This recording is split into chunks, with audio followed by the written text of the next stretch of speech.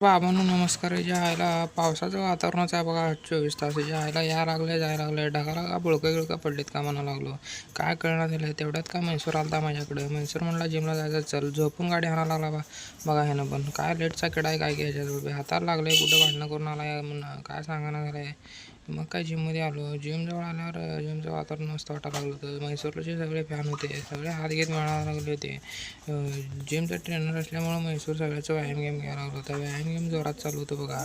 ज्याला आवड आहे त्याला सवड आहे म्हणलो. सगळं माहोल गिहोल बघून एकच वाटायला लागलं होतं. अचित कुचित खावा म्हैसूरच्या जिममध्ये हवा म्हणलो. मग काय जोरात जिम गेम चालू होती बघा. ज्या आईला घाबरून सगळे सरला व्यायाम गेम करायला लागले जोरात.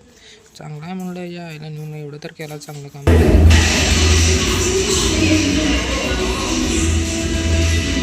काय गाणे गिणे लावून बसलो होतो बघा. डागेश बाय काय झोपले होते जोरात तिच्या आईचा तराट झोपा म्हणलं. चिक्कलात ना मग काय जिम गेम करून निघालतो बघा तिच्या आईला.